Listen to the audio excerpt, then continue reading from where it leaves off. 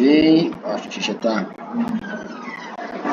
Bom, então, na aula de hoje, de forma um pouco atrasada em relação ao noturno, a gente vai começar a falar das estratégias de planejamento de fármacos baseadas no alvo macromolecular. Então, a gente vai ter uma mudança de paradigma.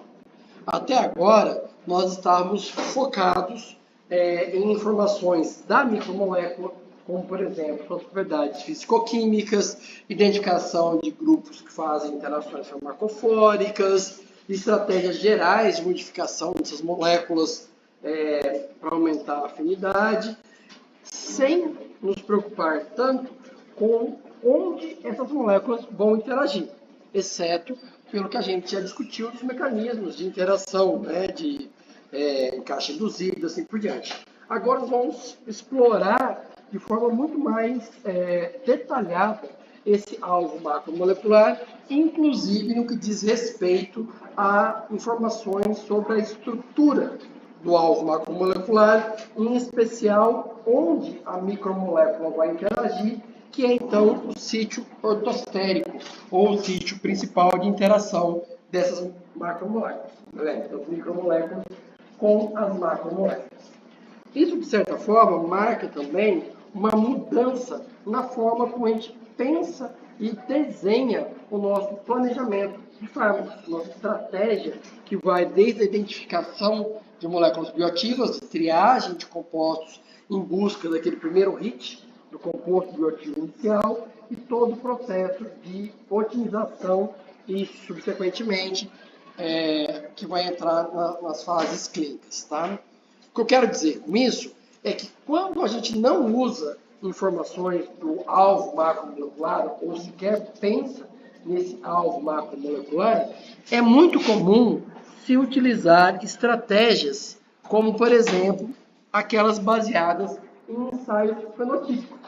Por exemplo, eu tenho um teste que me permite dizer que uma molécula tem atividade anti-inflamatória ou antibacteriana, sem me preocupar com o mecanismo bioquímico ou sem me preocupar em qual proteína a minha micromolécula está interagindo para causar o efeito anti-inflamatório ou o efeito antibacteriano do meu exemplo. Tá?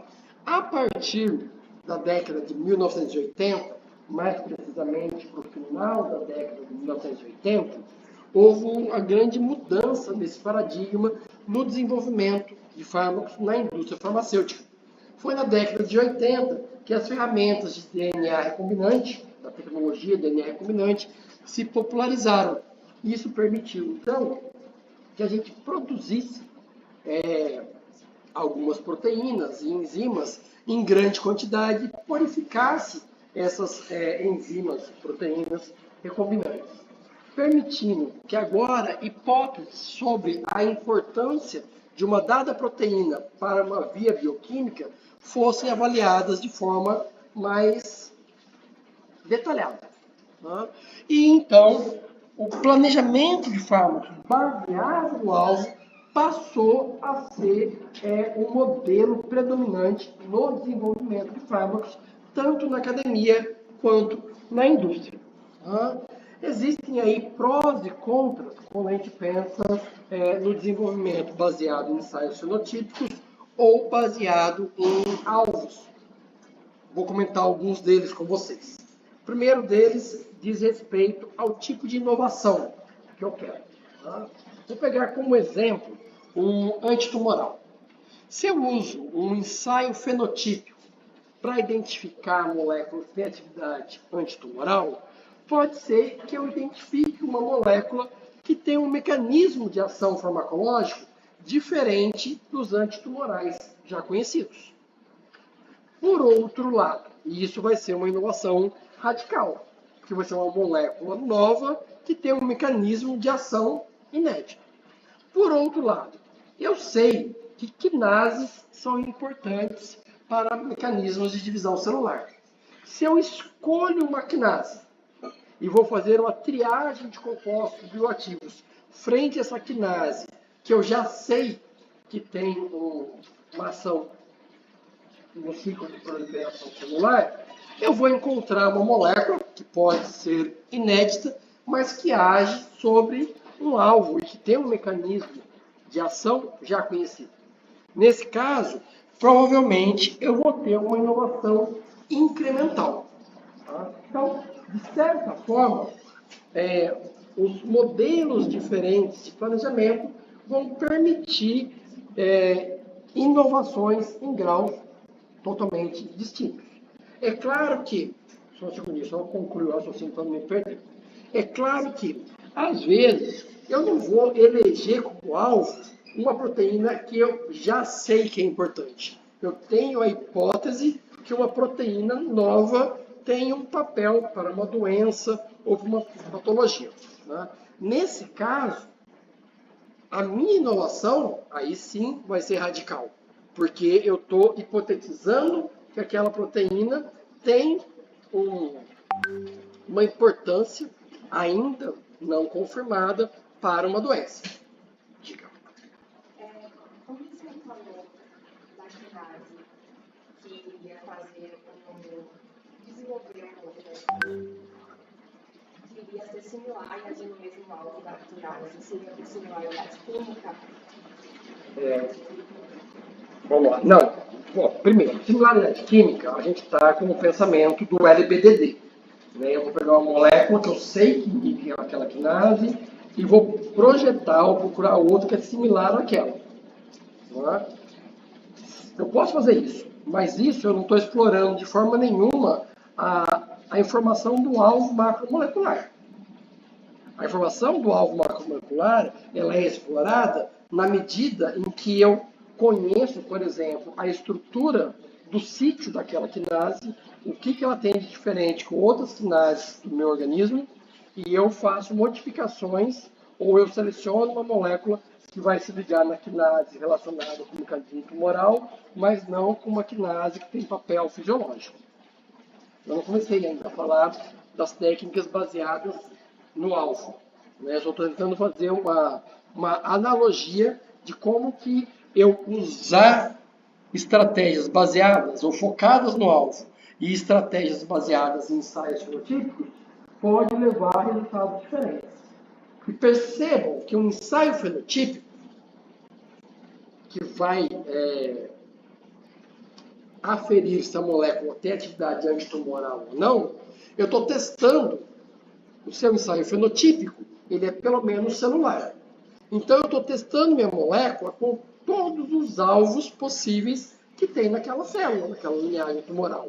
Quer eu conheça eles ou não.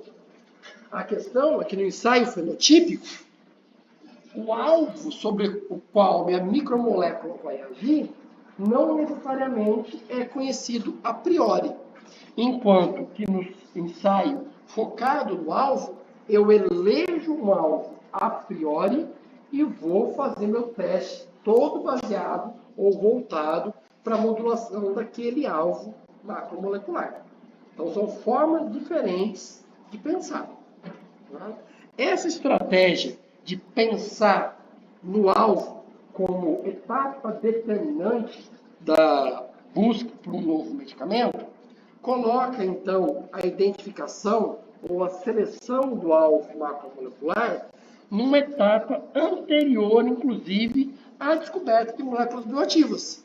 Porque eu preciso ter uma hipótese científica mais ou menos comprovada de que a modulação de uma determinada proteína vai repercutir na melhoria dos sintomas, vai repercutir na cura da doença e assim por diante. Então, tem uma série de etapas que precisam ser feitas aqui antes mesmo de eu começar a buscar por moléculas que vão modular aquele alvo macromolecular. E nos próximos minutos eu vou falar um pouquinho sobre essas etapas, que envolvem, por exemplo, a validação do alvo, né? Ou algum tipo de comprovação experimental, não apenas teórica, de que aquele alvo está envolvido ou que acarreta uma melhoria dos sintomas. Quando eu falo, bem, como que eu seleciono um alvo? Eu posso selecionar esse alvo de uma forma agnóstica. O que eu quero dizer com isso, com o agnóstico? Sem nenhum conhecimento ou hipótese prévia de que uma determinada proteína é importante para um determinado mecanismo fisiopatológico de doença. Como que eu faço isso? Eu posso, por exemplo, todo mundo que conhece cromatografia, correto? E a cromatografia unidimensional, feita numa coluna, tipicamente ela vai separar as proteínas não, as micromoléculas, por exemplo, por hidrofobicidade ou por tamanho. São esses os tipos de cromatografia que vocês conhecem. Tá? Imagine uma cromatografia que ela é bidimensional. No eixo vertical, eu vou separar as proteínas de uma célula pelo tamanho delas. E a gente sabe que as proteínas têm pontos elétricos diferentes. Depois que eu separar na vertical, eu vou aplicar um campo do negativo para o positivo e minha proteína ela vai migrar até o ponto isoelétrico. Então, eu vou separar as proteínas na horizontal pelo pH, ou seja, ela vai migrar até o seu ponto isoelétrico. Muito bem. Se eu faço isso e comparo um tecido normal, uma célula normal, com uma célula tumoral, eu vou perceber que, e o que eu vejo nisso, quando eu faço essa separação das proteínas de uma célula, eu vejo esses borrões aqui. Pontos bem definidos identificam proteínas, que têm um peso e um ponto isoelétrico que eu consegui separar. Onde eu tenho um borrão, quer dizer que eu tenho muitas proteínas sobrepostas ali e eu não consegui uma boa separação. Muito bem. Se eu agora comparo isso daqui, que é um tecido normal, uma célula normal, com um tecido ou uma célula tumoral, eu vou perceber que algumas desses spots, aquelas pintinhas ali, eles têm uma intensidade maior do que outras. Ou algumas proteínas estão sendo menos expressas. Então, algumas que aparecem aqui não aparecem lá e vice-versa. Quando uma proteína é superexpressa ou subexpressa, na comparação com um tecido normal, sadio, doente, isso me dá uma indicação que aquela proteína ou está relacionada com o diagnóstico, a superexpressão dela é um sintoma da doença, ou a superexpressão ou a supressão da expressão pode ser a causa da doença. E isso me leva a uma hipótese de que a proteína, que aqui está representada apenas por uma mancha, tem alguma relação com aquela doença.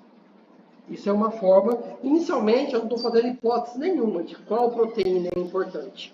Eu estou analisando o perfil de expressão proteica e a partir disso eu vou dizer, olha, essa proteína ou aquela são alvos potenciais relacionados com a minha doença. É um alvo potencial, eu preciso depois comprovar, validar se é realmente isso que está acontecendo ou não. Existem formas mais tradicionais de selecionar um alvo para o desenvolvimento de fármacos, que é o que nós vimos desde lá das técnicas de LBDD, da hipótese fisiopatológica. Então, se eu conheço uma cascata de inflamação do ser humano, eu sei que a inibição da COX vai gerar um anti-inflamatório. Se eu sei qual que é o mecanismo de proliferação celular, eu sei quais enzimas estão envolvidas nesse processo e cuja modulação pode dar origem a um antitumoral. Então, o conhecimento da fisiopatologia da doença vai me levar à seleção de um alvo terapêutico. É claro que nem sempre eu tenho informações bioquímicas necessárias para comprovar que a modulação daquele alvo vai repercutir nos sintomas. Porque às vezes eu conheço ou eu estudei isso no modelo simplificado e depois eu quero ver esse efeito no ser humano. Mas eu posso utilizar, por exemplo, os meus conhecimentos da doença e aqui eu vou usar um exemplo que é muito conhecido, que é da doença de Chagas, para identificar quais vias bioquímicas são essenciais para o parasito, mas não para a célula do hospedeiro, e baseado nessas diferenças evolutivas, eleger quais são as vias bioquímicas que têm enzimas que eu posso modular de forma seletiva. Por que é seletivo? Porque tem uma diferença evolutiva entre o parasito e o hospedeiro. Se eu tenho uma diferença evolutiva, isso se reflete nas proteínas desses organismos e isso vai me permitir, então, a modulação seletiva dessas proteínas. Ou pelo menos essa é minha hipótese, que eu consigo ter um fármaco com alta afinidade e alta seletividade. Tá? Eu preciso, antes de mais nada, validar que, antes mesmo de eu procurar moléculas que tenham alta seletividade e alta potência, eu preciso ter alguma comprovação que a minha hipótese de que a modulação daquele alvo vai causar o sintoma que eu quero. No caso aqui da doença de Chagas, seria a morte do parasito. Não é? Como que eu comprovo que a inibição de um alvo leva à morte do parasito se eu ainda nem tenho moléculas que interagem com aquele alvo? Eu nem comecei ainda a busca por moléculas bioativas. Uma das formas é utilizar ferramentas de engenharia genética, como, por exemplo, a deleção gênica. Fazer um nocaute gênico e ver qual que é o efeito que isso tem no parasito. Se a deleção leva à morte do parasito, qual que é a consequência? Qual que é a conclusão que eu chego sobre o quão essencial é a proteína codificada por aquele gene? Ela é essencial ou não para o parasito? Ela é essencial. Né? Então, isso é uma evidência genética de validação. Existem várias outras ferramentas genéticas de validação, que são mais ou menos adequadas. Por exemplo, a deleção gênica é muito simples de fazer hoje em dia. Né? Porque, inclusive, eu não preciso deletar o gene. Eu posso só pôr um stop codon no meio da sequência do gene. Ele não vai transcrever uma proteína que tenha função, vai ser a mesma coisa que eu deletar o gene inteiro. Né? Então, fazer uma troca de uma base da trinca para codificar um stop codon é muito simples. Entretanto, quando a gente pensa em deleção gênica, em não ter mais a proteína correspondente de forma funcional, eu estou pensando numa situação que seria equivalente à inativação de 100% daquela proteína. Ela vai deixar de ser funcional, 100%. A gente consegue inibir uma proteína, uma enzima ou um receptor em 100%? O que vocês acham? Essa podia ter sido uma pergunta da prova, né? É possível inibir o alvo macromolecular como um inibidor reversível em 100%? Não. Isso quer dizer que esse mecanismo de validação genética, ele é fadado ao erro. Não é? Porque ele só mostra que aquele alvo é realmente essencial se ele for inibido em 100%. E eu não consigo fazer isso. Não é? Foi daí que foram surgindo várias outras ferramentas de validação ainda genética para comprovar a essencialidade de um determinado gene. Por exemplo, uma que é um pouco melhor é o RNA de interferência. Porque o RNA de interferência, ele preserva o DNA, não tem nenhuma mutação. Porque imagine, tem um outro problema, né? Quando eu faço uma mutação que gera um organismo mutante, isso causa uma adaptação genética naquele organismo. que não está presente no paciente. O paciente não tem a ausência daquele gene. Então, essa adaptação celular ou no modelo animal não está presente no paciente real. Então, foi daí que surgiram, por exemplo, as técnicas de RNA de interferência, que eu vou manipular o nível de expressão gênica. E com isso ter um cenário mais parecido com o que seria da modulação via uma micromolécula. Tem situações ou organismos que eu não consigo fazer RNA de interferência. Isso não funciona para todo mundo. Tá? Então a gente tem uma série de entraves para a validação do meu alvo. E é por isso, e acreditem ou não, até final da década de 90, ninguém falava em validação de alvos. Ou era um assunto muito acadêmico. Não era um assunto que a indústria farmacêutica prestasse muito atenção. E aí eu vou dar um exemplo, que foi do meu doutorado, que eu posso falar mal. Né?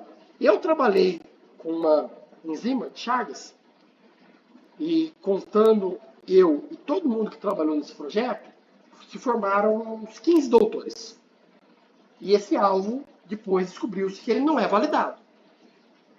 Então, imagine o quanto de dinheiro e de tempo foi gasto com um alvo que produziu muito conhecimento, mas nunca levaria um fármaco.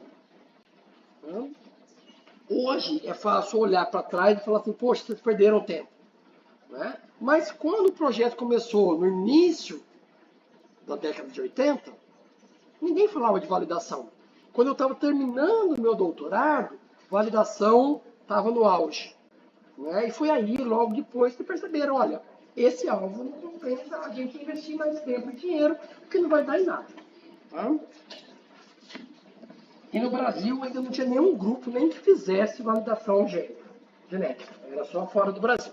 Tá? Mas, mesmo todas essas ferramentas de validação genética, elas não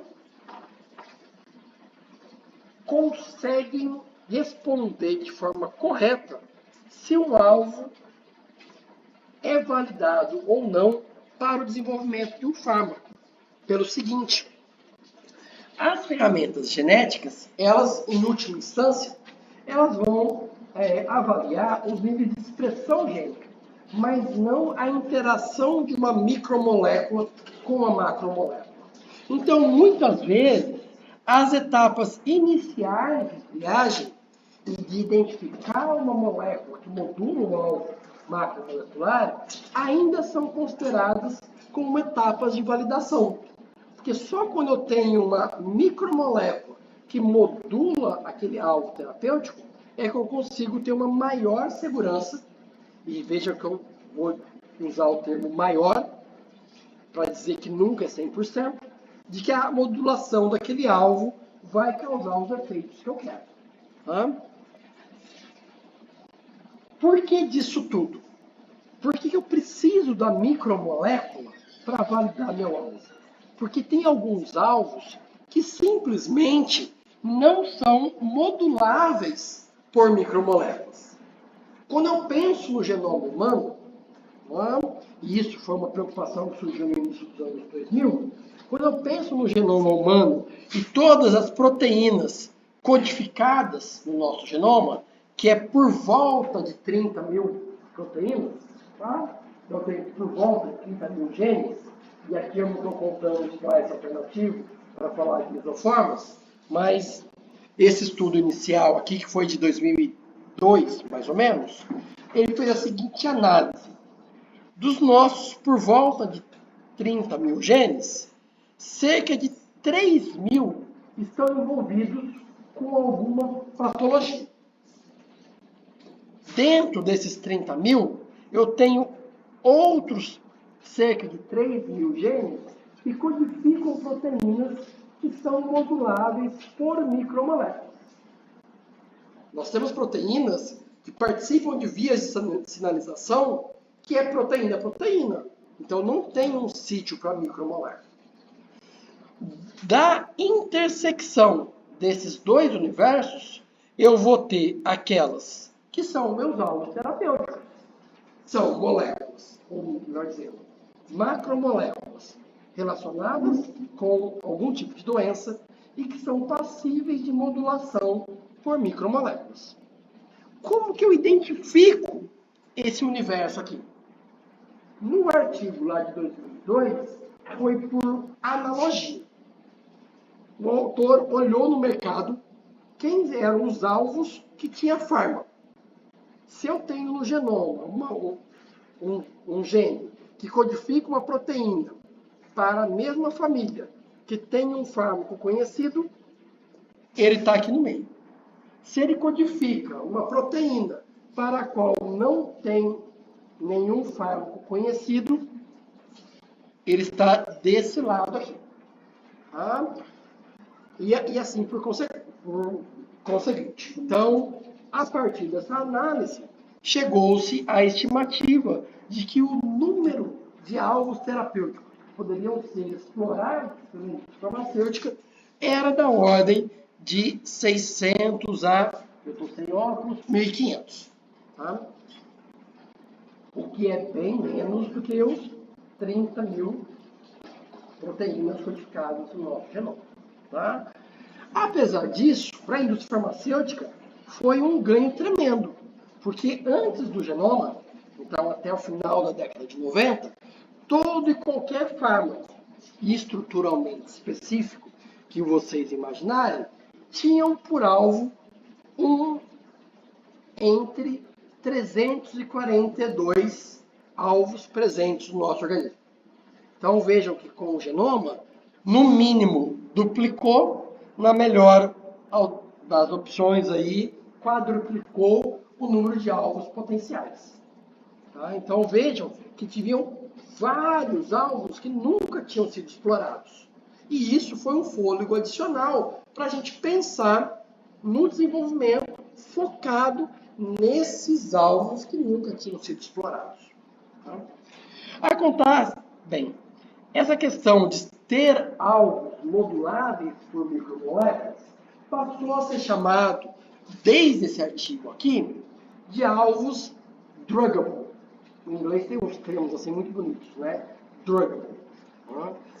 Por quê? Porque foi baseado num estudo de ter fármacos que interagiam com aquela micromolécula, com aquela macromolécula.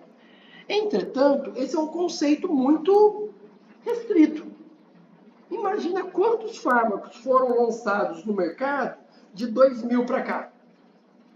E se esses alvos, se esses fármacos novos interagem com um dos alvos que não estavam na intersecção daquele diagrama de Venn? Hoje eu sei que aquele alvo é druggable, ele é modulável por uma micromolécula semelhante a fármaco. Mas ele não se encaixa naquela definição de druggable inicial. Tá? Então, ao longo dos anos, a definição do que é uma proteína passível de modulação por micromoléculas foi sofrendo alterações. Tá? Por volta dos anos 2007, 2009, perceberam que o termo druggable, relacionado com druggability, era totalmente errado. Porque ele só serviria para falar de moléculas que estão no final da cadeia, que já foram desenvolvidas e que são fármacos, são drug. Né? Quando o que eu quero, na verdade, é usar esse conceito lá no começo do desenvolvimento de fármacos. Eu quero saber qual é um alvo que é tratável ou para o qual eu consigo ter um ligante de alta afinidade. E foram aí que surgiram esses dois termos aqui, ligandability e tractability. Acontece que esse artigo original aqui de Hopkins de 2002, ele já tinha, sei lá, mais de 2.000 citações. Então, o termo druggable e druggability já estava cristalizado. Todo mundo, mesmo quando queria dizer que um alvo era passível de modulação por uma micromolécula, usa o termo druggable para se referir à druggability daquele alvo. Tá? Eu vou fazer um esforço, e vou pedir para vocês, evitarem de usar termos em inglês.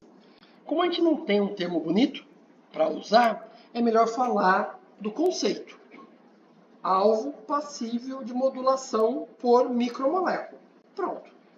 Não tem um termo, mas a gente tem um conceito. E é isso que a gente vai utilizar. Tá? E, inclusive, porque a gente não cai no erro de usar um termo inadequado. Tá? Durante muito tempo, tentou-se definir quais alvos eram passíveis de modulação por micromoléculas, olhando para as micromoléculas. Mas, com o tempo, percebeu-se que isso era um erro. A capacidade de ser modulável por uma micromolécula não é da micromolécula, é da proteína. Tá? E isso está relacionado com características presentes no sítio da proteína. E isso nos leva, então, a uma das grandes vantagens das técnicas SBDD, que é, quando eu determino a estrutura tridimensional da proteína, eu estou também conhecendo a estrutura tridimensional do sítio. E uma das formas de ver as diferenças de sítios de proteínas que são passíveis de modulação por micromoléculas é compará-los com os sítios de proteínas que não são passíveis de modulação por micromoléculas. E foi aí que surgiu, então, bancos de dados de proteínas que são, e aí eu vou usar o termo em inglês só porque ele está aqui na figura, druggable, proteínas que são passíveis de modulação por micromoléculas, em contraposição a proteínas que são menos druggable, que são mais difíceis de modulação por micromoléculas. Tá? E aqui essas proteínas, elas foram definidas como: existe um ligante que obedece à regra dos 5 para elas, eles têm log P maior do que menos 2, e eles têm uma eficiência de ligação, esses ligantes, que é superior a 0,3. Eu vou falar sobre essa eficiência de ligação daqui 2 slides. Por enquanto, apenas guardem esse número. E esse número aqui quer dizer que eu tenho uma molécula, uma micromolécula, que se encaixa muito bem nesse alvo. Ele tem características até parecidas com o de compostos líderes. Mas, mesmo assim, até hoje, nenhum fármaco para essa molécula, para essa macromolécula, chegou no mercado. Ou seja, é um alvo que, mesmo eu tendo todo o arcabouço pré-clínico de desenvolvimento funcionando, nunca chegou um fármaco. Então, tem algum problema ali. E aí, com base nisso, atribuíram que esse é um problema do alvo. Tá? Eu não vou falar para vocês sobre os métodos, em detalhe, pelo menos, sobre os métodos de determinação estrutural de proteínas. Mas eu preciso falar, pelo menos superficialmente, como que a gente consegue obter uma estrutura tridimensional de uma proteína. E, sem sombra de dúvidas, a técnica mais utilizada, pelo menos até hoje, é a difração de raio-x, ou cristalografia de proteínas. Tá? Que se baseia em eu expor um cristal da proteína a um feixe de raio-x e, a partir do padrão de difração, eu consigo saber onde que estão os elétrons que deram origem àquele padrão de difração. Por que eu estou realçando isso? Porque eu quero com isso dizer que é uma técnica que não determina a posição dos núcleos atômicos, mas sim da densidade eletrônica. Os núcleos atômicos, eles estão naquela região e cabe ao usuário encaixar o núcleo dentro daquela nuvem eletrônica. E isso dá margem a algumas interpretações que nós vamos ver na sequência. Existe também a possibilidade de eu determinar a estrutura tridimensional da proteína por técnicas de ressonância magnética nuclear. para quem faz estágio na química, sabe que a gente consegue determinar a estrutura química e mesmo espacial de um produto natural, de um composto de síntese, utilizando ressonância magnética nuclear. O princípio é o mesmo. Tá? Eu olho para a vizinhança dos átomos e, sabendo as vizinhanças, eu consigo traçar relações que vão me mostrar como que é a estrutura tridimensional de uma proteína. E a técnica mais recente para a determinação estrutural de proteínas é a crioeletromicroscopia, tá? Que até o início da década passada dava informações muito, como eu diria, pouco detalhadas. Então mostrava como que era a superfície da proteína, mas mais recentemente, de 2020 para cá, eu consigo ter um grau de detalhamento da proteína que se aproxima da difração de raio-x. A difração de raio-x, eu tenho um detalhamento atômico. Tá? Eu consigo ver a densidade eletrônica e saber onde são, razoavelmente bem, onde são os átomos da minha proteína. Tá? A difração de raio-x, ela é bem estabelecida desde a década de 50. Tá? Só por um parênteses histórico aqui, foi usando difração de raio-x que descobriram que o DNA forma uma dupla hélice. Tá? A cristalógrafa que obteve os dados de difração, ela não conseguia interpretá-los. E aí, Watson e Crick olharam o dado de difração, eles não são cristalógrafos, e eles criaram uma hipótese da dupla hélice que se ajustava perfeitamente aos dados experimentais. Eles ficaram famosos e a cristalógrafa não. Tá? Eles ganharam o Nobel, ela não. Mas ela ganhou depois o Nobel pela determinação da estrutura da vitamina B. Tá? Vamos a seguir. Então, eu vou falar um pouquinho mais sobre a difração de raio-x, por ser a técnica mais bem estabelecida e que até hoje é a mais comum. Daqui uns 20 anos, quando eu estiver me aposentando, 30 anos, quando eu estiver me aposentando, provavelmente a crioeletromicroscopia vai ter superado o raio-x. Mas, por enquanto, é o raio-x que está mais popular. Tá?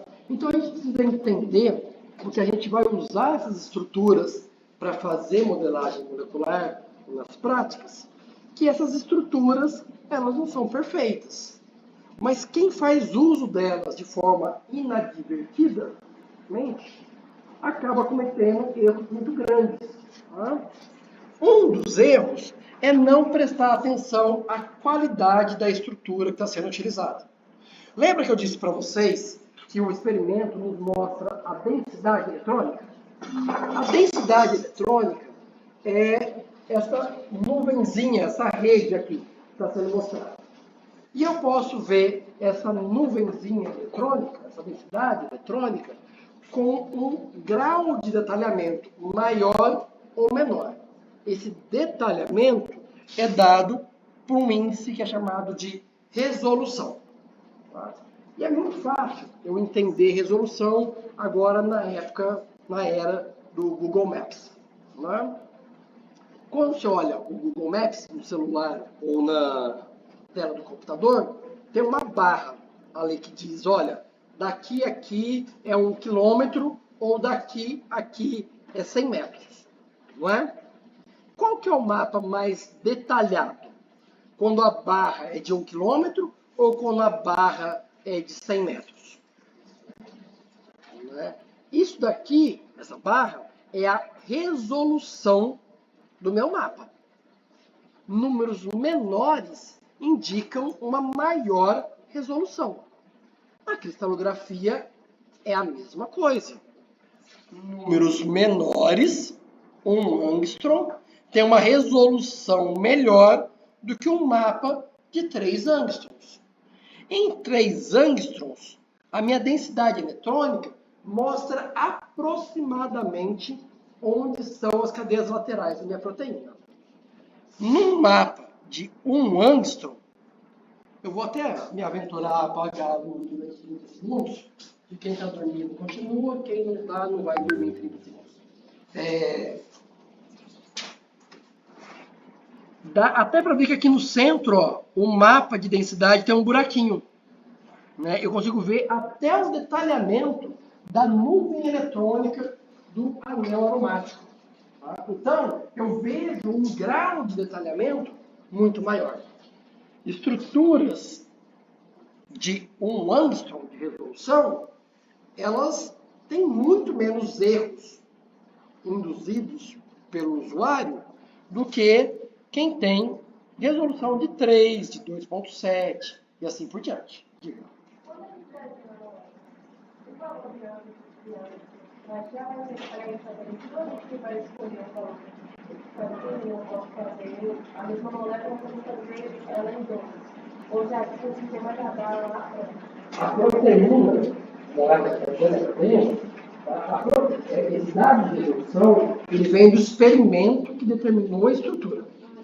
Né? Então, você vai ter, por exemplo, se eu pegar estruturas de HIV proteanas, tem umas protocelas no PDB. Tem as que tem um angstrom e meio, 2,5. Se eu pegar o mais recente, a NPRO, que foi uma proteína muito famosa aí do Covid, tem cerca de 200 estruturas. Tem lá de 2,5, de 2, de 1,5. Então, é a gente que escolhe a estrutura que eu vou trabalhar. Né? Mas eu não modifico a resolução, a não ser que eu queira fazer o papel do usuário que refinou o modelo, que ajustou os átomos dentro da densidade. Não vou falar mais nada sobre isso. Mais alguma dúvida? Não? Tá. Tem um outro problema, e assim, quando a gente pega a estrutura, até 2010, 2012, não era exigido que, ao depositar a estrutura no banco de dados, eu depositasse junto o arquivo que gera a densidade eletrônica. Eu fazia o depósito só da estrutura. Então, só da coordenada. Então, não dá para saber o quão bem dentro da densidade eletrônica as coisas estão. Por exemplo, nesse caso aqui, ó, dessa lisina, não tem nem densidade eletrônica para ela. Eu não vejo densidade eletrônica. Mas quem depositou a estrutura, depositou uma coordenada para a lisina. Imaginem se isso aqui estiver no sítio ativo. E aí você vai fazer todo o planejamento do seu fármaco para interagir com uma lisina. Né? Lisina é um aminoácido do quê? Polar, apolar, básico, ácido. Bioquímica básica. Leninger. Capítulo 5. É importante que vocês tenham pelo menos uma ideia do tipo de interação. Não precisa decorar o código de uma letra dos aminoácidos. Tá? Mas ter uma ideia, quem são os aminoácidos que fazem interação polar, quem são os aminoácidos ácidos básicos, ajuda. Não vai precisar decorar. Tá? O programa que a gente vai utilizar te dá o nome. Mas se eu não sei nada, vai ficar mais difícil. Tá? Mas para facilitar, os nitrogênios sempre vão estar representados de azul. Tá? Oxigênios sempre vão estar representados de vermelho. Aqui eu tenho uma cadeia alquílica em verde com um amino na ponta. Pelo que a gente aprendeu de pKa, esse amino primário vizinho a uma cadeia alquílica tem um pKa de quanto? Aula prática de pKa. Básico. E o valor era quanto mesmo? Vocês não decoraram. Não acredito. Não acredito nisso. Quero registrar aqui a minha inconformidade com os alunos não terem decorado ainda o valor de pKa do amino. Tá? Brincadeiras à parte? É 10 para É 10 e alguma coisa. E aqui vai ser de novo 10 e alguma coisa. Tá? Por que isso é importante? Porque se é um grupo amino que está carregado positivamente, se ele realmente tivesse essa posição, como que eu ia usar essa informação no planejamento? Eu vou colocar um grupo carboxila perto dele. Porque os grupos de carboxila têm pKas que é 5, 4, 3, ou seja, uma interação iônica. Então eu vou explorar a informação dos aminoácidos, dos resíduos que estão no sítio ativo para planejar a minha molécula. Mas isso só faz sentido se esse resíduo lisina de fato estiver nessa posição. Se não tem densidade eletrônica para ele, não há comprovação experimental nenhuma de que ele de fato está naquela posição. Tá? Por que não tem densidade eletrônica? Você precisa entender. Né? É maldade do usuário? O usuário que só dificultar a vida de quem vai fazer modelagem? Não. O que acontece é o seguinte, a cristalografia de raio-x é como eu tirar uma foto de um cristal. No cristal, a molécula está parada, ou razoavelmente parada. Não é? Se eu tenho uma parte flexível da proteína, é a mesma coisa que eu usar um iPhone 6S para tirar foto de fogos de artifício. Como é que vai aparecer os fogos de artifício? Borrado. Não é? Então, não tem densidade eletrônica. Se eu olhar para todas as posições possíveis que aquela lisina poderia ocupar e reunir a densidade eletrônica de tudo, na média, onde é que eu vou dizer que estão os fogos? No centro do borrão. Foi a mesma coisa que o usuário fez aqui. Ó, a densidade eletrônica está espalhada no espaço aqui. Qual que é a posição média de toda essa densidade eletrônica? É aqui. Então é ali que ele jogou a coordenada da lisina. Mas, de fato, essa lisina está fazendo isso aqui, ó. Está se movimentando. Então, oi?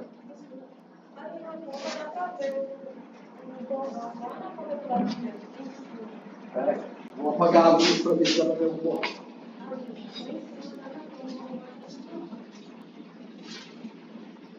Você está falando disso daqui? Não, isso aqui é a cadeia principal. A lisina é isso daqui, ó, cadeia lateral, que não tem necessidade nenhuma. A gente vê que a cadeia principal, ela está se encaixando super bem dentro da densidade, dentro da redinha. Tá? O problema é a cadeia lateral.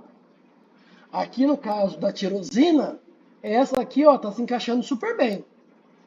Aqui, mais ou menos. Não é? Aqui eu vejo uma densidade parcial. Mas como eu vejo onde o oxigênio está, dá para confiar que realmente a tirosina está passando por aqui. Tá? Nesse caso aqui, não dá para confiar que a lisina está aqui. Tá? Então, isso a gente precisa prestar atenção antes de sair fazendo um acoplamento molecular, por exemplo.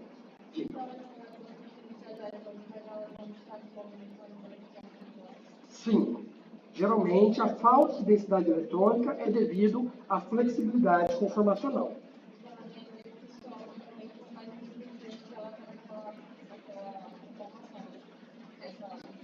A lisina, eu não sei onde ela está. Experimentalmente, a verdade é, eu não sei onde ela está. Isso. Porque o que acontece?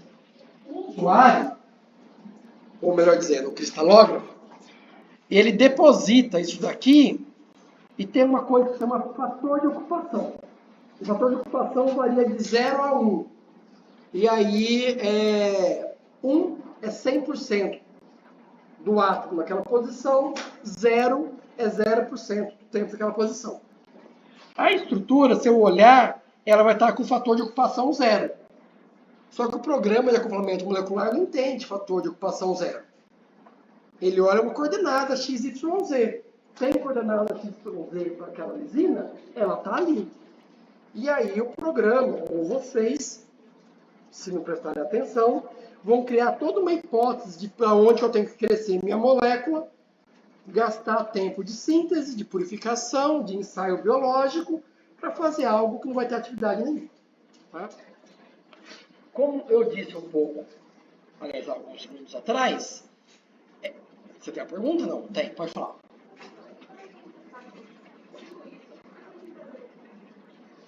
Ah, muito boa pergunta.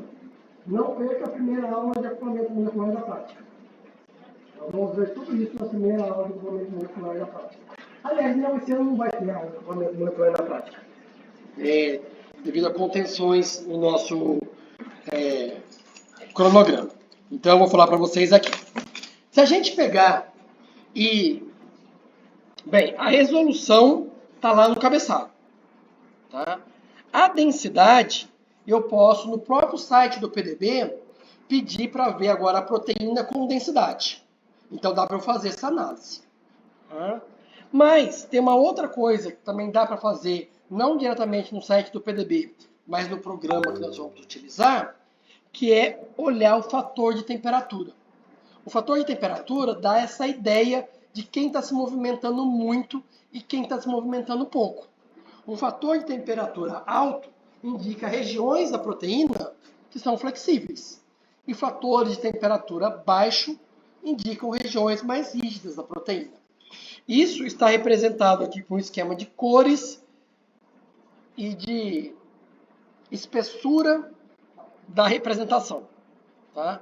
Não é à toa que o centro da proteína está em azul. O centro da proteína não tem como se mover muito sem a proteína desenovelar.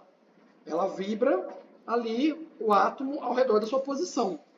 Regiões de superfície são mais livres para se mover. Então, é muito mais comum que regiões de alça ou de superfície tenham maior mobilidade. Isso vai se refletir no fator de temperatura e vai se refletir em perda de densidade eletrônica. Explica a lisina em cima. Explica a lisina em cima, porque lisina, como é um aminoácido polar, é muito comum ela estar na superfície. É muito difícil eu ter uma lisina enterrada dentro da proteína, a não ser que ela esteja fazendo uma interação intramolecular dentro da própria proteína.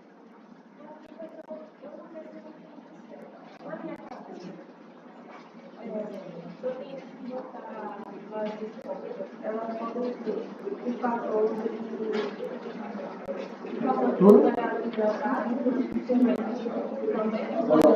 Primeiro, não é a proteína mais exposta, são aminoácidos mais expostos ou menos expostos. Os aminoácidos mais expostos, eles podem ter fator de temperatura elevado. Não é certeza que vai ter. Isso, de novo, depende das condições experimentais, da qualidade dos seus experimentos, uma série de coisas.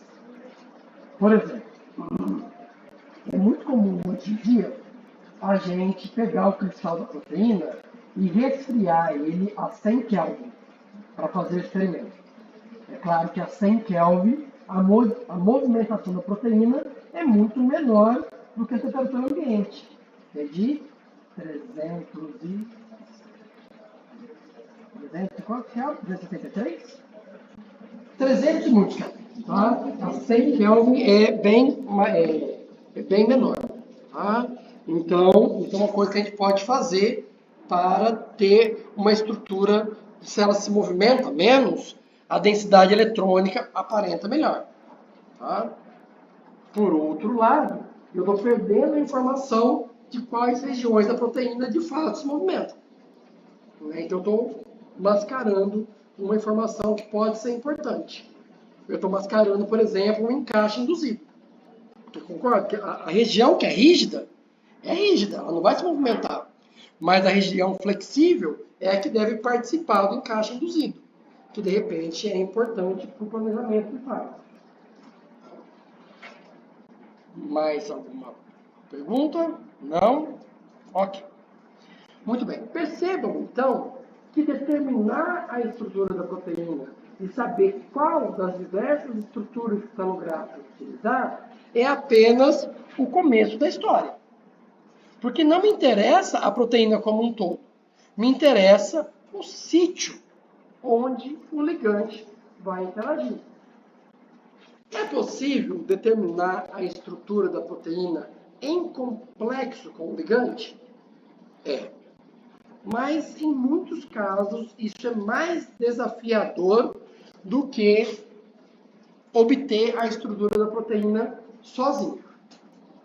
Tá? Por quê? Quando a gente pensa em síntese orgânica ou em produtos naturais, eu sempre uso um solvente de baixa polaridade, seja na síntese, seja na purificação, não é? Eu faço uma extração com hexano, depois clorofórmio, ou de clorometano, acetonitrila, coisas assim, que tem uma polaridade muito menor que a água. Quer dizer que eu seleciono moléculas que raramente são solúveis em água. Então, para solubilizar o ligante, o potencial ligante, e a proteína, eu tenho que fazer uma mistura de solvente orgânico com solvente aquoso, tampão da minha proteína. O que via de regra acontece com a proteína quando eu coloco ela na presença de álcool? Ou acetonitrila? Ou DMSO? Ela precipita. E se ela precipitar, ela não vai cristalizar.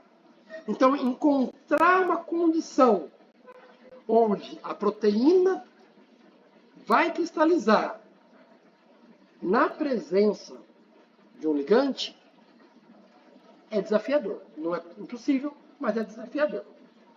Tá?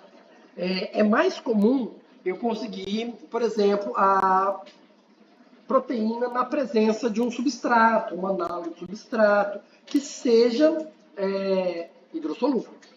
E isso me permite, por exemplo, identificar onde está o sítio.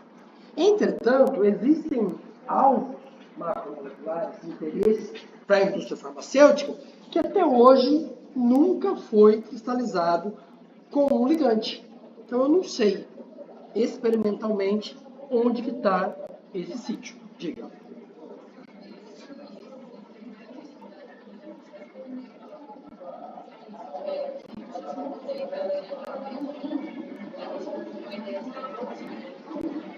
Tá.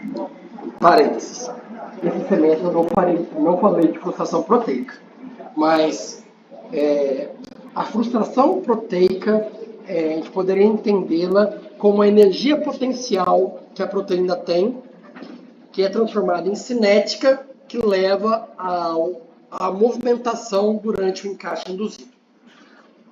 Segundo a teoria da frustração proteica, é muito mais comum eu encontrar resíduos frustrados perto de regiões de sítio ativo do que no restante da proteína. Então, sim. A questão como que eu determino a frustração proteica? Porque há uma maior probabilidade, mas nem todos os sítios de interação estão na região altamente frustrada. Eu posso ter regiões altamente frustradas que não estão no sítio ativo. E aí eu tenho duas regiões altamente frustradas. Qual das duas eu vou utilizar? Fechou o parênteses da frustração. Tá? Do ponto de vista... Então, existem outras formas mais tradicionais de eu localizar o sítio ortostérico. Tá? Como, por exemplo, olhar para conservação de aminoácidos do ponto de vista evolutivo. Vamos imaginar uma enzima que exista em bactéria, em protozoário, em répteis e em mamíferos. Tá? E durante a evolução, a função bioquímica dela foi mantida. Variou o grau de eficiência catalítica, mas a função bioquímica foi mantida. Para que isso ocorra, os resíduos que fazem parte do sítio ortostérico têm que ser conservados. Concordam? Ou não? Eu posso mudar os sítios, os aminoácidos do sítio.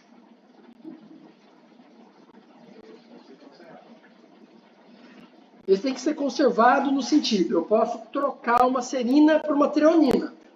que são 2 aminoácidos que têm hidroxila. Não é? Eu posso trocar um aspartico por um glutâmico. Tem que fazer o mesmo tipo de ligação. O mesmo tipo de interação. Isso é ser conservado. Não, eles são ser idênticos, mas eles são conservados ao longo da evolução, para manter a função bioquímica. Agora, se eu olhar para essa parte aqui, ó, exposta ao solvente, na proteína, da bactéria, do protozoário, do réptil e do mamífero, a probabilidade de ter mutação é maior ou menor em relação ao sítio ativo? Maior. Inclusive porque eu não tenho nenhuma marra estrutural. Então é muito mais comum eu ter variabilidade evolutiva em regiões de superfície do que em regiões internas ou de sítio ativo. Então, se eu faço essa análise comparativa de sequências primárias, eu já tenho uma ideia quase que certeira de quem são os aminoácidos que fazem parte do sítio ativo. Mapeando esses aminoácidos na estrutura da proteína, eu vou, com uma grande chance de acerto, encontrar aí meus sítio ativo. Existem também, mas nem sempre eu tenho proteínas que são conservadas, que têm a mesma função bioquímica ao longo da evolução. A função bioquímica pode mudar. E aí, como é que eu identifico onde que é o sítio ortostérico? Uma das formas de fazer isso é olhar para propriedades geométricas dos sítios. E constatou-se que, se eu olhar para a superfície da proteína, ela tem uma série de reentrâncias ou bolsões. Se eu identificar o maior sítio, aliás, o maior bolsão, em 60%, 70% das vezes é ali que é o sítio ortostérico. Então, é uma forma de eu encontrar também o sítio. E existe também a teoria de que o sítio é a região da proteína onde ela está preparada para interagir com ligantes, supondo que é uma proteína, então, passível de modulação por micromoléculas. Tá? Então, se eu conseguir, de alguma forma, mapear na superfície da proteína regiões mais propensas a interagir com micromoléculas, eu inerentemente estarei localizando o meu sítio ortostérico, ou sítio principal. Eu vou falar um pouquinho mais sobre esse método, porque ele está relacionado com algo que a gente vai ver na prática. Tá? Como que eu mapeio a superfície da proteína em termos de regiões que são mais propensas para interação? Eu posso fazer isso de forma computacional, utilizando o que eu vou chamar aqui de cargas de prova. Carga de prova nada mais é do que uma entidade não física, é um ponto que eu vou passear pela superfície da proteína. Imagine uma bolinha. Imagine a superfície da proteína representada aqui de forma contínua, e eu pego uma bolinha e vou passeando por cima dessa superfície. Se essa bolinha representa interações hidrofóbicas, tem partes da superfície que a bolinha vai interagir muito bem, porque na superfície é uma região hidrofóbica, e tem partes onde ela vai interagir muito mal, porque ali, por exemplo, vai ter uma lisina que está carregada positivamente. E se minha bolinha é hidrofóbica, ela não vai querer ficar perto de um átomo carregado positivamente.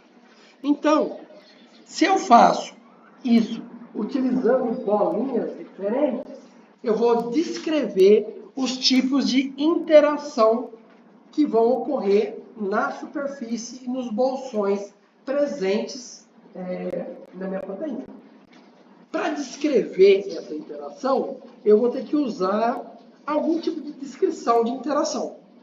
Da mesma forma que tinham as teorias de ácidos, Arrhenius, Bronson-Lore, e Lewis, eu tenho formas diferentes de descrever a interação. A forma mais simples e fácil de compreender para a gente é utilizando mecânica molecular.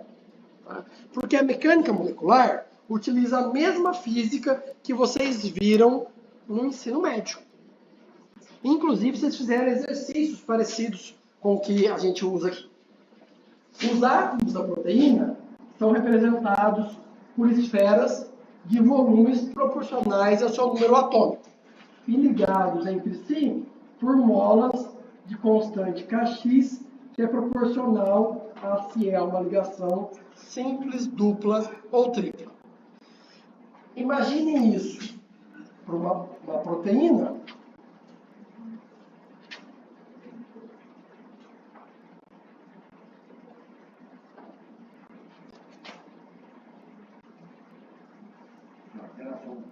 E a gente vai ter um arranjo tridimensional de esferas e bolas que vai representar a minha proteína. E o que o computador faz é calcular a posição de descanso dessa mola de forma que os átomos não estejam nem muito distantes, nem próximos demais entre si. Tá? E o que eu faço agora é passear com uma carga de prova, que é uma outra esfera, que vai medir a interação aqui. Vai ter uma distância ótima para a carga positiva se aproximar da negativa. Né? E é esse tipo de formalismo que eu vou utilizar para descrever as interações moleculares. É claro que isso, que do ponto de vista físico é muito simples, né? Traz uma série de limitações. Né? Porque a densidade eletrônica, polarizabilidade, uma série de outras coisas que a gente sabe que é importante para a interação molecular, não são descritas. Tá? Eu vou de novo apagar a luz aqui.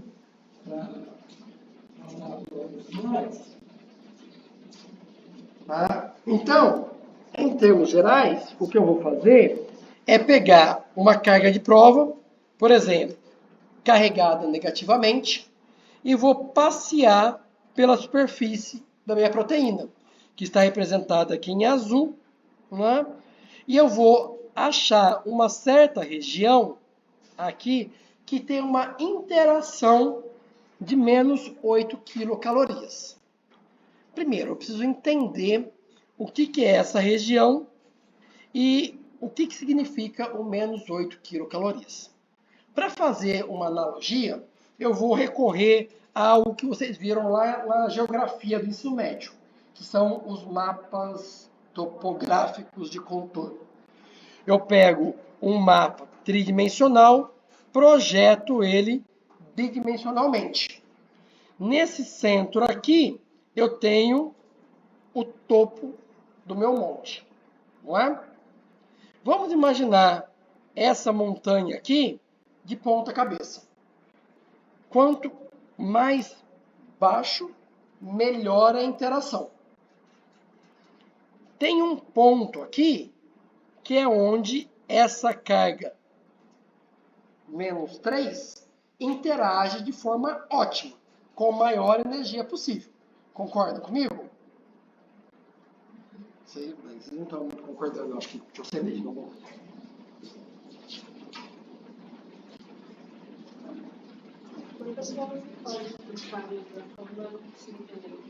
Deixa eu tentar terminar essa explicação até o final, antes de vocês desistirem dela. Se eu quiser achar o ponto máximo dessa montanha, o mais alto, eu vou olhar para cá, correto? É onde eu tenho a melhor vista possível. Tá. Quando a gente fala em interação molecular, e eu falo em ΔG de interação, eu quero que esse ΔG seja positivo ou negativo. Então, em vez de olhar o ponto máximo, eu quero olhar o ponto mínimo. Por isso que eu falei para vocês, imagine a montanha de ponta cabeça. Tá? Menos 8 quilocalorias, eu estou aqui, ó, no ponto 20. Eu tenho uma região grande dentro do sítio ativo que interagem com 20. Seria menos 20 quilocalorias. No meu exemplo aqui é menos 8. Se eu imaginar essa região aqui com menos 2 quilocalorias, ela vai ser maior ou menor? Ela vai estar mais próxima do topo ou da base? Então ela vai ser maior. Tem quase que o sítio inteiro interage com menos 2 quilocalorias. Se eu agora imaginar a região que interage com menos 10 quilocalorias, ela vai ser maior ou menor? Menor. Menos 12 quilocalorias, menor. E eu posso ir crescendo o meu nível de exigência. Eu estou subindo o meu monte para ter a melhor interação possível, até chegar num ponto. Concorda comigo? Que é uma coordenada onde a interação da carga menos 3 é máxima. Guardem essa informação. Eu mapeei, então, a região onde é favorável interação com carga negativa. Eu vou fazer isso também com uma carga que representa ligações do tipo ligação de hidrogênio e hidrofóbico. Tá? E eu tenho esse mapa de interação aqui. Vamos imaginar que para cada uma dessas interações aqui, eu aumentei meu nível de exigência até eu chegar num ponto. Eu vou representar aqui tridimensionalmente o que seria esse mapa tridimensional. Eu vou ter 3 pontos com a energia máxima de interação para interação hidrofóbica. Eu vou ter, vou chutar aqui, tá? Um ponto onde o doador de ligação de hidrogênio faz interação máxima. E eu vou ter, não tem outra cor, vou repetir, um ponto onde a interação do grupo carregado negativamente é máxima. Isso lembra algum conceito que Glória apresentou para vocês?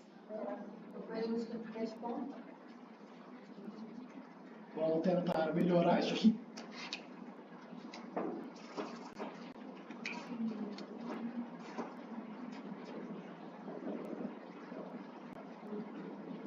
O que isso aqui lembra para vocês?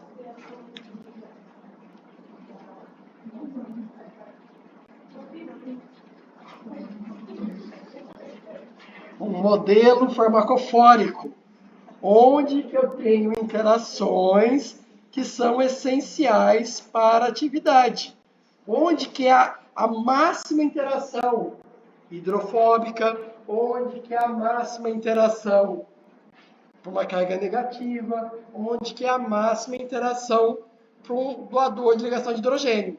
Se eu comparasse vários ligantes que interagem com esse sítio, o que eles teriam em comum? Como que eu determino o modelo farmacofórico a partir dos ligantes? Comparando eles entre si, achando o mínimo denominador comum.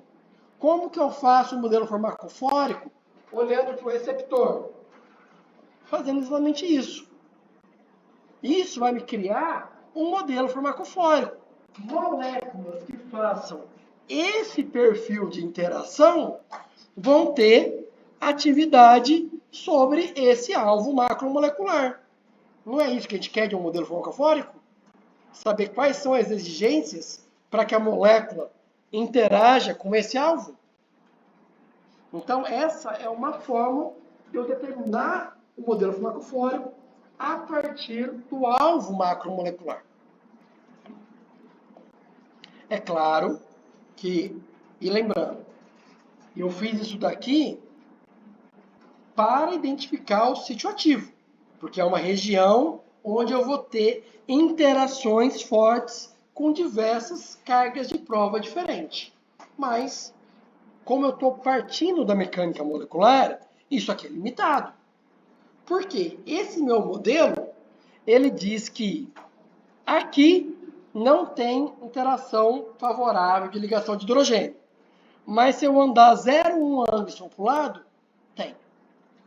Ele me diz que aqui tem uma interação favorável, tanto para a ligação de hidrogênio como hidrofóbica. Tem uma coisa errada. Né? Os mapas são fragmentados.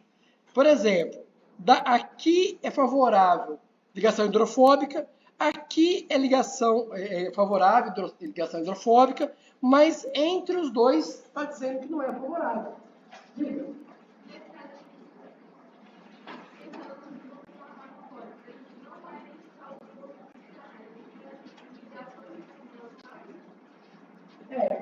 Que é o conceito de farmacóforo. Não é?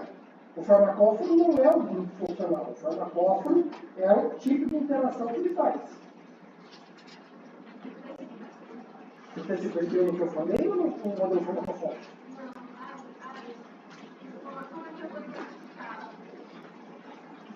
Você concorda que pelas cargas de prova, eu vou saber os tipos de interação que ocorrem? E que se eu for aumentando meu nível de exigência, aquele volume, ele vai encolhendo, até chegar no ponto? Esse ponto vai ser o centro do ponto farmacofórico.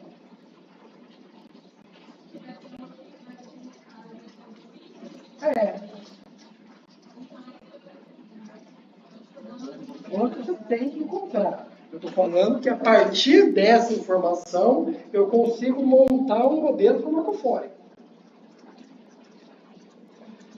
Eu não costumo dizer o que as pessoas têm que fazer. Eu não gosto de ser assim, impositivo.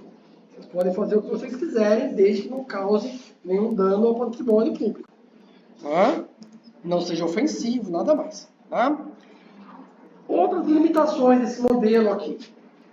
Tá? Esses cálculos de interação, eles são feitos no vácuo, mas a proteína está solvatada.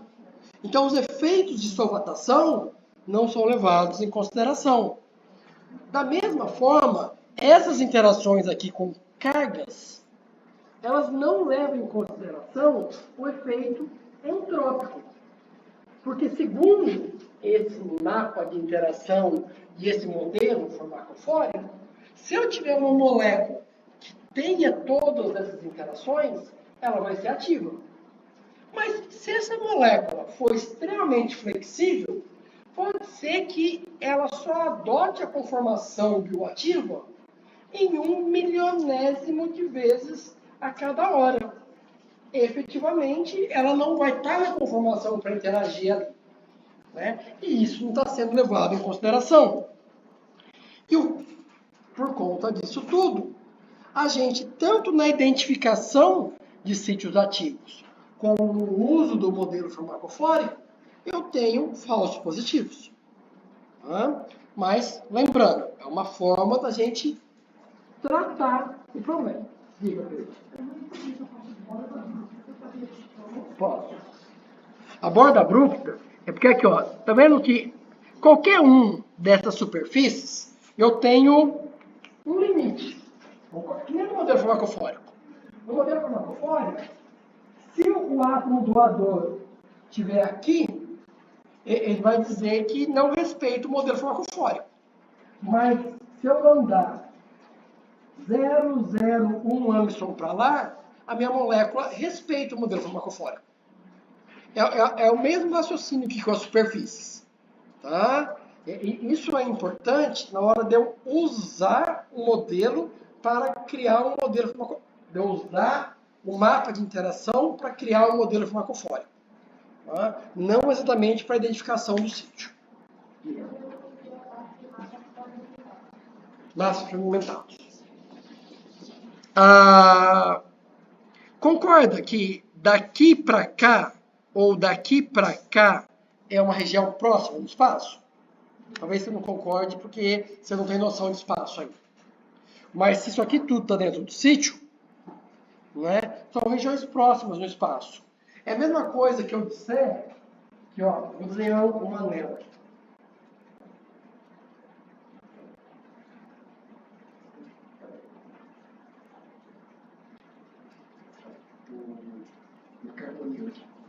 O meu mapa está dizendo que aqui é importante ter uma interação hidrofóbica, aqui é importante ter uma interação hidrofóbica e aqui é importante ter uma interação hidrofóbica. Tá? Vamos dizer que são essas três regiões aqui. Não é a mesma disposição espacial. Aqui é só para ser ilustrativo. Tá? Não faz sentido essas três interações, esses três pontos serem favoráveis e esses outros três não serem. Né? Que faz parte da mesma molécula, é o mesmo grupo. Não tem como eu ter uma interação hidrofóbica aqui e não ter aqui.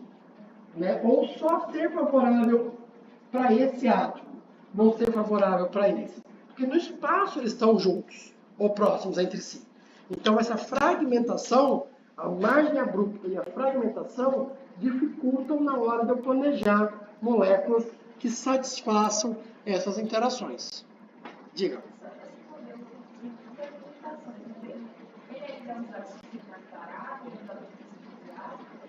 Na prática, a gente já vai ver um modelo melhor do que esse. Mas a gente precisa entender, por exemplo, o primeiro programa que fazia esse tipo de coisa, ele chamava GRID. O autor era Peter Goodford. Eu não sou de 85, mas esse programa ele ficou tão famoso que quando eu fiz meu doutorado em 2000 eu comecei meu doutorado, o pessoal ainda usava o GRID, que foi desenvolvido em 1985. Então, durante muito tempo, esse tipo de informação era utilizado. Tinha um programa chamado LUD. O LUD era Let Us Design Inhibitors. Ele fazia esse mapa aqui ao redor do ligande cristalográfico para te mostrar para onde que você tinha que crescer o inibidor. E esse programa ele custava o equivalente de hoje de uns 2 milhões de dólares. Não é? E super acessível. Na época também era super acessível. Por isso que a gente tinha uma cópia de segurança não autorizada. Não é? Mas a eficiência real dessa estratégia era muito baixa. Mas pelo menos parecia ter alguma racionalidade. À medida que a gente entende os problemas, a gente procura soluções para elas. Os programas melhores hoje, eles não usam mais cargas pontuais. Eles usam fragmentos moleculares. Porque, por exemplo, essa região aqui, eu encontrei isso daqui porque eu utilizei um ponto para mapear. Mas o átomo não é um ponto. O átomo tem um volume. Minha carga de prova, aí o grid já era melhor. O grid era tipo assim, era uma cetona. Já é melhor. Né? Mas se a gente pensar mesmo, a cetona é isso daqui, né? É um fragmento molecular. Então os programas mais atuais usam fragmentos e não átomos ou sondas pontuais para dar esse tipo de informação. E aí nós temos um mapeamento das interações que é muito melhor. Mas o equivalente disso, com fragmentos moleculares, o artigo saiu em 2024. Então, as coisas evoluem lentamente. Como é de 2024, a gente não colocou na prática ainda. Vamos deixar para 2026. Não é? Travou? Não. O que aconteceu? Não. Tá. Então, vamos lá. Só recapitulando. Não é? Fizeram muitas perguntas, eu me perdi aqui. A gente partiu de uma hipótese fisiopatológica, ou selecionou um alvo, validou esse alvo, determinamos a estrutura tridimensional dele. Se eu conseguir a estrutura com um ligante, eu posso usar a informação do sítio para fazer o planejamento. entendendo quem são os aminoácidos que estão no entorno e como que a gente vai usar essa informação para aumentar a seletividade ou afinidade, e isso a gente vai fazer na aula prática. Isso daqui, exatamente esse tipo de análise. E como modificar a molécula para ela melhorar a atividade prática, prova prática. Agora, a gente vai falar de um arcabouço teórico que a gente não vai abordar diretamente na prática, que são as técnicas de acoplamento molecular e FBDD. Acoplamento molecular vai ser a próxima aula. Hoje eu vou falar de FBDD, que é uma sigla para desenvolvimento de fármacos baseado em fragmentos, tá? Ou fragmentos moleculares. E a primeira coisa que a gente precisa é entender o que é um fragmento molecular. Como que vocês caracterizariam um fragmento molecular?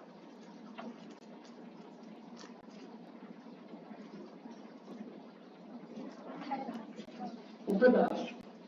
É uma parte de algo maior. Mais alguma coisa? Quem é a parte maior? Que é a molécula? Que molécula? A proteína? A cadeia principal da proteína? Eu vou usar uma parte da cadeia principal da proteína para achar um ligante que se liga na proteína?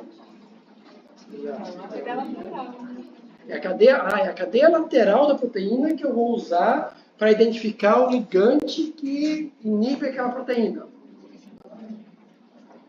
É uma parte do ligante endógeno? Um fragmento molecular?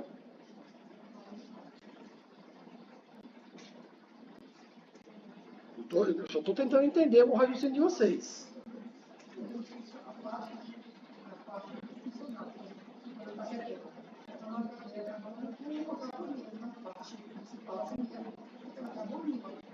Então, você já está pensando, então, não é nenhuma parte da molécula, é um grupo funcional da molécula. É assim que a gente vai... Vamos do micro para o macro. Eu saber que uma cetona interage me ajuda em como na triagem por moléculas bioativas? Eu vou pegar e testar todas as moléculas que tem cetona? Isso parece racional para vocês? Racional mas o universo de moléculas que tem cetona é meio amplo. E vocês falaram como sendo parte de algo maior. Me interessa saber quem é esse algo maior. É o ligante. Se eu já tenho um ligante, se eu tenho meu composto bioativo, qual que é a vantagem de eu trabalhar com uma parte dele e não com ele todo? Barateando o processo? Ok, verdade. Mais alguma vantagem? O processo está por manutenção. Oi? Ele quem? Modular ele quem melhor? Modular ou ligante melhor?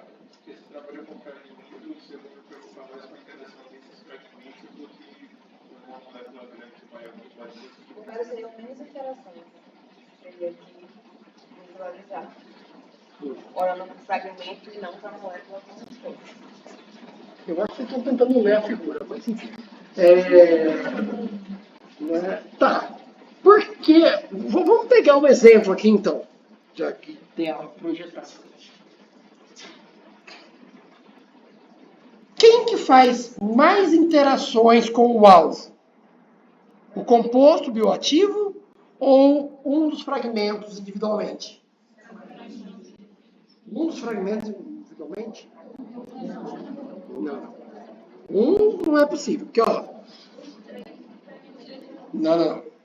Vamos por partes. A minha pergunta foi. Esse é o problema de vocês. Aí eu vou agora fazer talvez eu deixe para falar de fragmentos na próxima aula, que eu vou fazer um parênteses para falar sobre a prova. Né? Vocês tiveram, em algumas questões, um problema de compreensão do texto. Não é? E aí vocês saíram falando do que vocês queriam ou do que vocês sabiam e não do que estava sendo perguntado. Não é? Teve gente, e não foi um nem dois, foi a maioria, estava assim, eu acho que era 3B. Né? Tinha lá 3 moléculas, a pergunta A era para falar se era agonista total, agonista parcial ou antagonista, e a B começava assim, a partir dos valores de KD. A molécula anterior, aliás, as moléculas estavam lá com 3 valores de KD. A partir dos valores de KD, explique o que leva ao aumento da afinidade. Não são exatamente essas palavras, mas aí estava perguntando. Tá? Aí, a grande maioria não olhou as moléculas, não olhou os KDs, não usou os valores de KD para nada, nem as moléculas para nada, e saiu falando. Porque adição de grupos hidrofóbicos para super geral. Né? Eu não perguntei de forma geral. Eu perguntei a partir dos valores de KD. Né? Outra pergunta. Né? Proponha uma molécula que estabilize a conformação inativa. Tinha lá, ó, agonista inverso. Na teoria de 2 estados, quem que estabiliza a conformação inativa? O agonista inverso. Né? Não era ele que tinha o melhor KD. Tinha uma outra molécula com o melhor KD. O que era para fazer? Simplesmente pegar o agonista inverso, pegar a parte da molécula que tinha o melhor KD e juntar.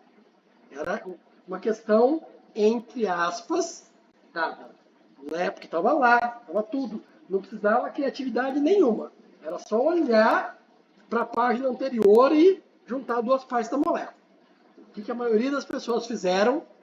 Pegaram o agonista, que era a molécula 2, que era o começo, porque muita gente também escolheu a molécula 2. Então pegaram, em suma, uma molécula que não é agonista inverso e decidiram que queriam partir do mais difícil, né? E criar uma molécula que tinha afinidade melhor do que o agonista inverso que estava lá. Colocando, por vezes, uma metila, né? Ou pegando uma hidroxila e colocando uma esterificação nela. Vejam que vocês se dispõem a fazer coisas muito mais difíceis do que está sendo perguntado para vocês na prova. Né? E isso, geralmente, não resulta numa pontuação máxima naquelas perguntas. Então, vou reforçar. Nas próximas avaliações, primeiro, leia com atenção. Eu dei um tempo para vocês lerem a prova. Parece que foi à toa. Né? Porque várias coisas que atenção vocês não tiveram. Tá? E aí, resta para o professor virar garimpeiro. Né? Tem que ficar lendo e achando